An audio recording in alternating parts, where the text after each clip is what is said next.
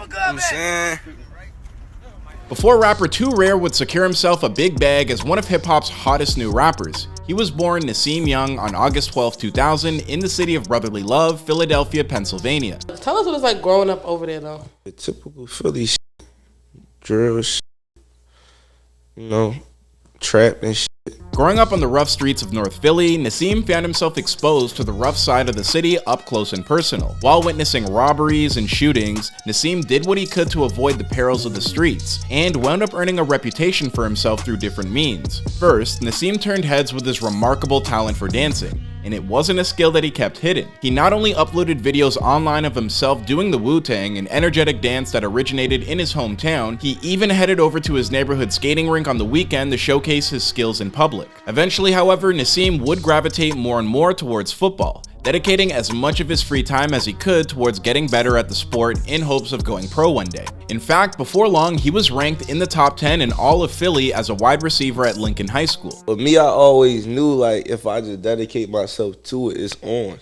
Like, with anything, like it could be anything, I feel like, for acting, you feel me? It was during the course of one football offseason that Naseem found himself bored, and so he decided to book an hour-long session at a local studio, where he recorded his first track ever, Switch Sides, an emotional song about being betrayed by those closest to you. Now having been bitten by the rap bug, Naseem's obsession with football began to fall by the wayside. When he started missing school, his football career was as good as over. So he dedicated himself to music like never before, and began to channel the energy of some of his favorite comedians like Martin Lawrence and Kevin Hart into his own special mix of personality and performance. After deciding he was going to make it as a rapper and nothing else, Naseem adopted the moniker of Too Rare, a combination of his favorite number and how he's always perceived himself to be different from everybody else. Cause I used to do like little different shoelaces. I used to have, like, say, like these kicks right here, I would've, like, back then I would've rocked the blue one and the yellow one or some orange. You feel me? Like some dumbass shit, bro. I would've been on some different. Like, I always been different, bro. He then began dropping some of his first real tracks. I'm talking about viral singles like No Brotherly Love and Big Bag, the latter of which is a feel-good anthem about elevating himself out of the dire circumstances that put him on the hip-hop map in 2019. His immediate ability to connect with his audience thanks to a knack for catchy hooks would propel Too Rare very far, very quickly. Before he was even old enough to legally drink in the United States, Too Rare was signing his first deal, in a joint venture with 10K Projects and Homemade Projects and Internet Money Records. I ain't gonna lie, bro, like, I got, like, vibes, you feel me? A lot of niggas in my city just rap about drill. Drill, or pain. Yeah. I be on some different shit. I'll probably give you a happy type song, a twerk song, a street song, you feel me? A hype up song, some club. Despite having earned almost instantaneous attention for music, alluding to his come up on the streets, Too Rare would distance himself from the negative themes in his music, in an attempt to take his sound to the next level. He explained the reasoning behind this decision to the 360 Mag, telling them, "I can't keep thinking street, because I really want to be everywhere. I want to have my grandma dancing at the cookout and have my mom happy. I saw them stressed all the time, so why make music to keep stressing? I want it to feel good." Too Rare's official label debut would take place in March of 2020 with his mega hit Big Drippa, a track that would go on to peak at the number 15 spot on the SoundCloud Top 50 chart and amass over 1 million views on YouTube to date. Over the next few months, Too Rare would continue to build himself a solid reputation behind hit songs like Rare Story, Come On Aw Yeah, and Big Tech. While taking over YouTube and SoundCloud, Too Rare expanded his reach into TikTok as well, regularly posting videos of himself dancing while also teasing snippets of his upcoming singles. That's when he decided to make the party song to end all party songs. Speaking with Rolling Stone, he told them, "The music industry is kinda sad right now. Drill is sad, and I don't hear anybody having fun with music no more.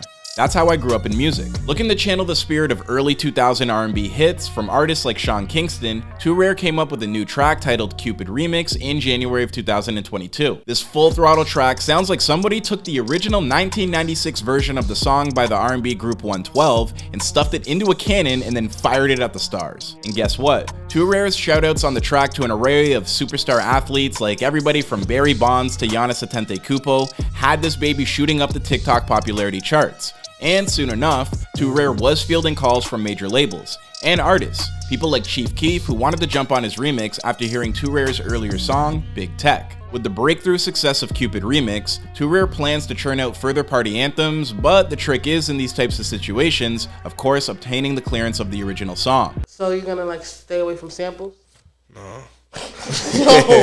Everybody's gonna I ain't staying away from samples. I ain't gonna lie, like that's just like the vibe right now. Fortunately for Too Rare, former 112 group member Q Parker found out about the remix through his 18-year-old son and promised to clear the sample soon afterwards. When asked what made his decision so easy, Parker told Rolling Stone, "As an artist, you live to see someone sample your record, let alone see it trending on social media. It says a lot about the quality of that record, the fact that a new generation can take it and make it into something that they rock with." Having earned such a large following in a relatively short amount of time, Too Rare's career has only continued to grow. Soon enough, he was earning a shout-out from one of the faces of the industry in Drake, even going head-to-head in a dance-off with the superstar during a video shoot for Drake's Sticky single. Following that brush with greatness, Too Rare would team up with another gigantic name in the industry, Lil Durk, to release one of his most popular singles yet. A track that's gone so viral, it's earned almost 5 million views on YouTube in just a month and a half. Brewski, I got my own daughter on the phone, and he was like, "Show your face, like she don't believe that I know who you is."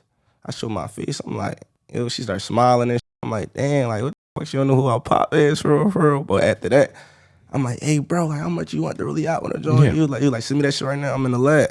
He sent me that shit over like the next hour and it was up. So did you have to pay him? No, I didn't. So he just did it on the strength? He did that. Last but certainly not least, fielding all those calls from big name labels finally paid off when music executive Mel Carter, the man behind Republic Records, announced that Too Rare would become the first artist signed to his new label, Second Estate, in partnership with Warner Records. In fact, at the Second Estate Records launch party, Mel signed Too Rare to an $800,000 cash deal, while also handing him over a Louis Vuitton bag full of $250,000 in cash. That means Too Rare literally brought the bag home a few nights ago to the tune of over $1 million.